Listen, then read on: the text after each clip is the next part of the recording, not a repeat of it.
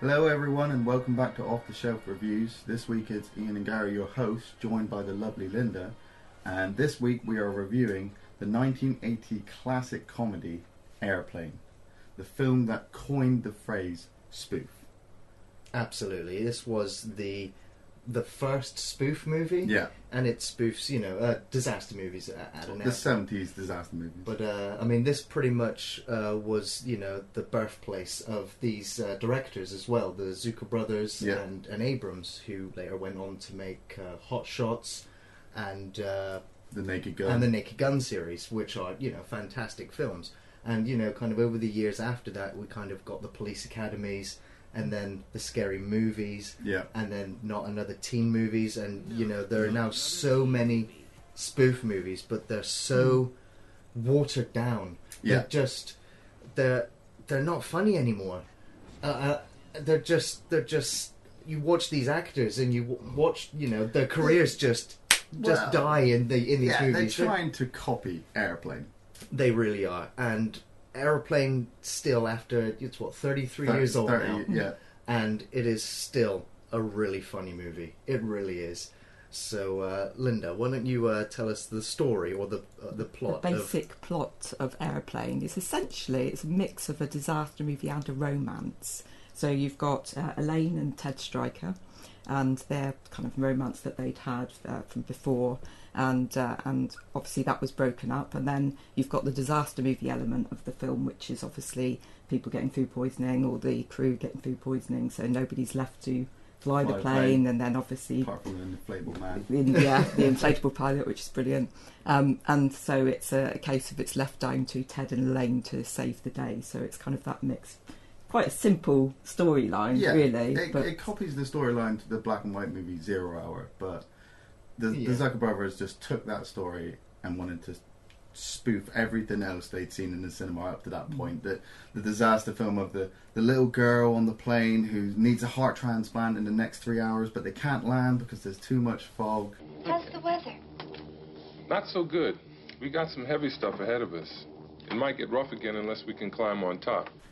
But this film just blows it out of the water.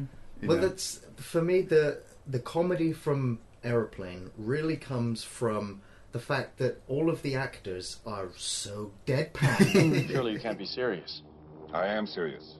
And don't call me Shirley. It's like they're not aware they're in a comedy. It feels like they are in an actual disaster movie, but it's all of the skits and things that are going on behind them. Well, because essentially all the actors that are in that film were all serious actors. Very serious actors. Not done comedy, not done anything like that before. Yeah. And yet they did that on purpose. They wanted that. They didn't want comedy actors playing any of the characters. And yet, some of these actors, I mean, Leslie Nielsen and Lloyd Bridges, they went on to become even funnier comedy actors. They really did.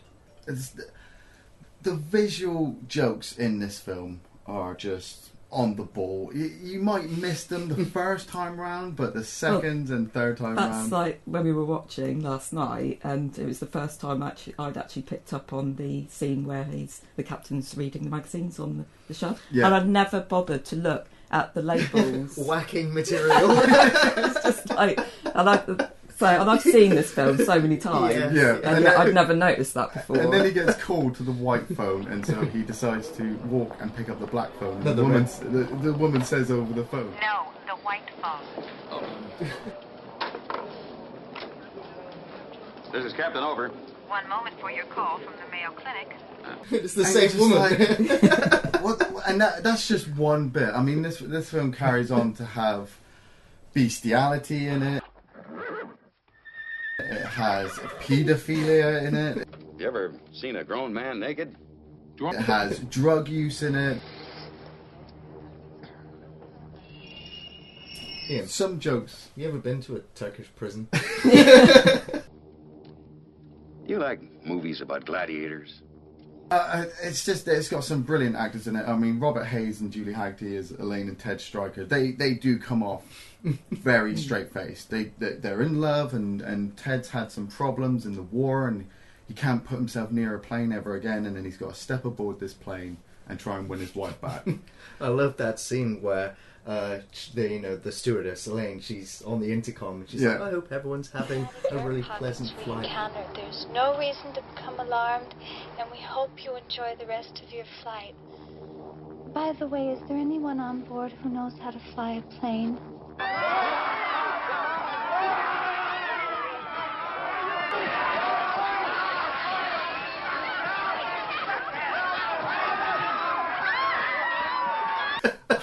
How they just wrote that, they must have been dying with laughter when they wrote this script. There are just some bits, even right at the beginning, where you have the white zone is for loading and unloading. No, the red zone is for loading and unloading, and it's like a husband and wife arguing. Yeah, just and you know, but it's just played out in the background. It's just if you're not, you know. That's what it is, and I think that's what's magic about the film, though, is the fact that it's just so simple. The storyline's so simple, but it's all these little tiny things that are going on around them and in the background that you might not pick up, like you're saying. That actually is what makes the film. It parodies classic films up to that point. I mean, the opening sequence with Jaws, the Saturday Night Fever, you know.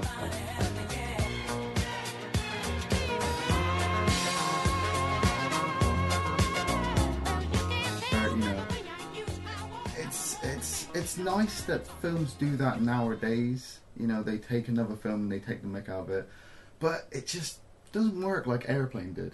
No, they're all watered down versions of it. Yeah, and because I mean, like all the scary movies, they don't, you know, they have the same formula. They borrow from like the 7 or 8 most recent horror movies that have come out. Yeah, but I don't know, maybe it's the fact that the movies they're pulling from just were weak in the first place, or... Because I think, obviously, it was before your time, because you weren't actually even born when Airplane came out, but I remember it as a kid, because my dad was a big film buff, and so we used to watch a lot of films, and I remember seeing Airplane when I was little, and... little-ish. and it was so unique.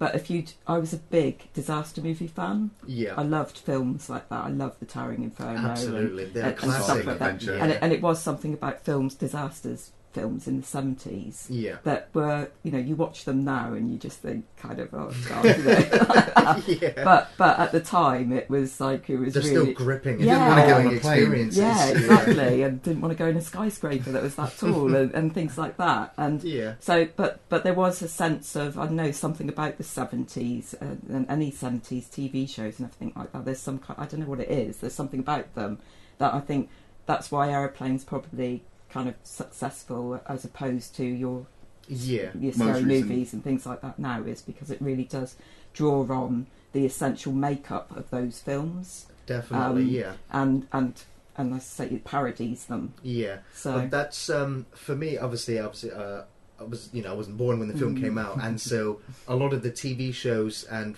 some of the films that they're referencing, those jokes just went. I was like, well, was that a joke? It had the timing of a joke. It felt like it should have been funny, but I just didn't get it.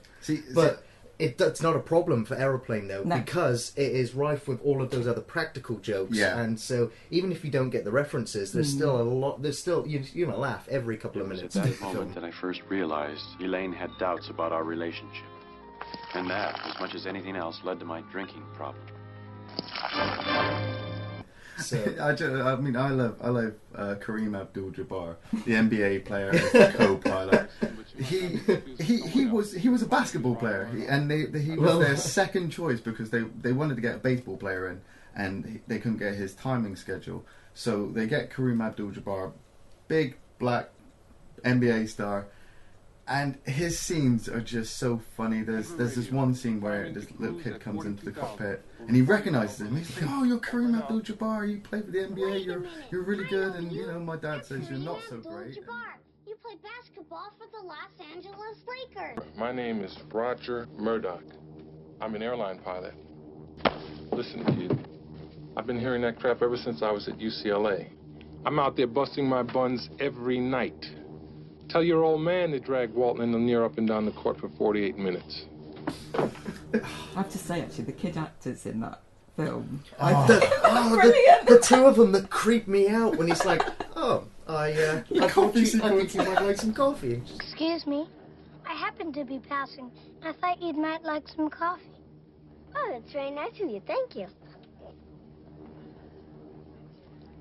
I want you to sit down. Thank you. Cream? No, thank you. I take it black. Like my men.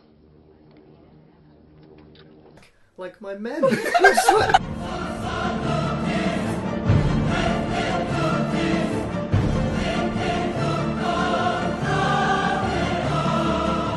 Even the other kid's face is just... There's the nun sitting there reading the magazine Boy's Life, and then it comes to the little boy reading Nun's Life. It's like we said, the visuals in this film, you just have to keep an eye out for everything, assuming your crash position. All right, now everybody get in crash position.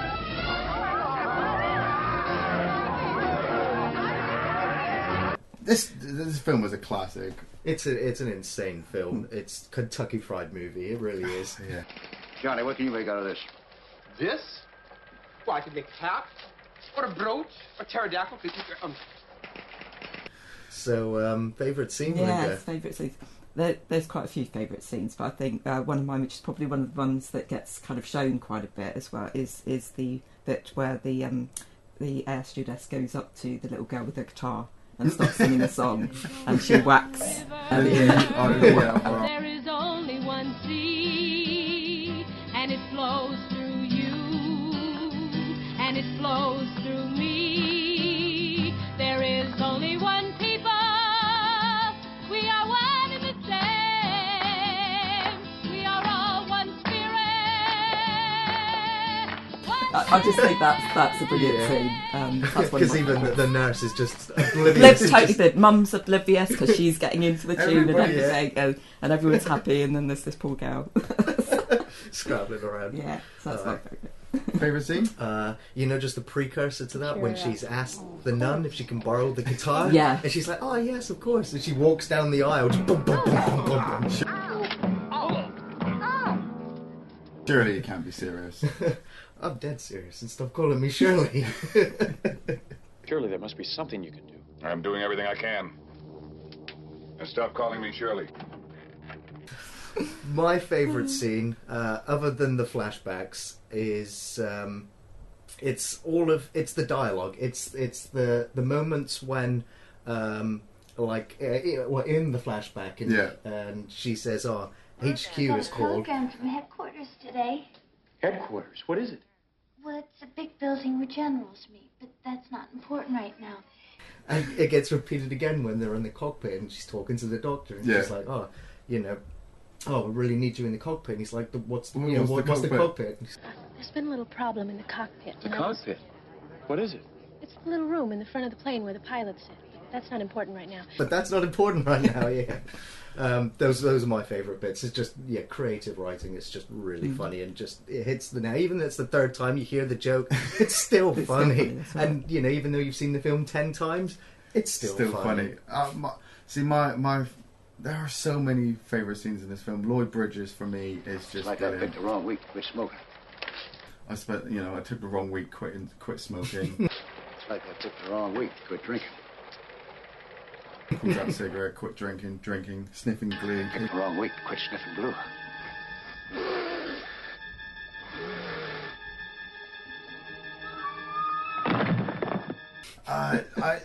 I love the sequences where obviously he's doing the flashbacks and it cuts back to him talking to the person next to him and they've committed suicide.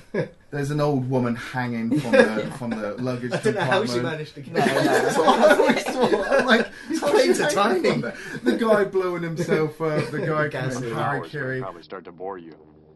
I really couldn't blame Elaine if she wanted a career. I mean, the sequence where she has to manually blow up the dog. I'm trying not to spoil as a kid, I didn't understand that scene. Elaine, don't panic. On the belt line of the automatic pilot, there is a hollow tube. Now that is the manual inflation nozzle. Pull it out and blow on it.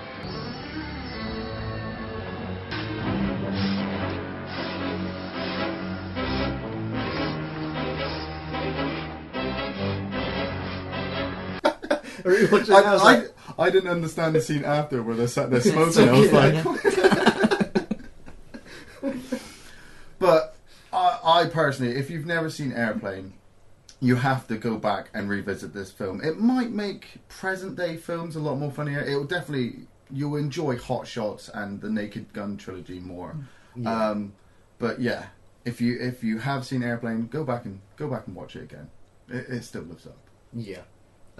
I mean, after all of the comedies that have come out, and so many of them just disappointing. They're just, maybe it's my own problem with comedy films, but I am kind of hard to please. But the thing is, Aeroplane delivers every time I watch it without fail. Yeah. So I highly recommend. You know, if you're fed up with other comedies out there right now and just want to be refreshed, go and watch Aeroplane again. It's the one to watch. Would you recommend it? Yeah? Definitely. I think it's the one film that after all these years, it's still I will laugh out loud. And there's not. Actually, I've seen a lot of films there. There's not many films where I do that, but I will in Aeroplane. So if you want something to laugh out loud to, definitely watch Aeroplane.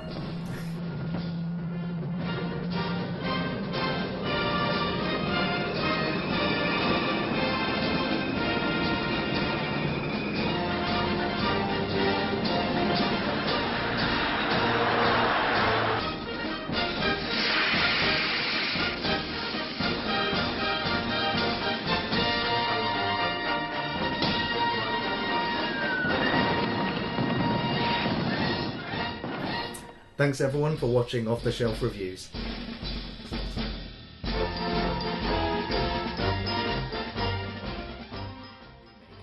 as soon as they said that, you know, there's an Evil Dead remake, we kind of coiled up inside with some pent-up kind of anger. We were like, is Bruce Campbell in it? No. It's like, well, why? We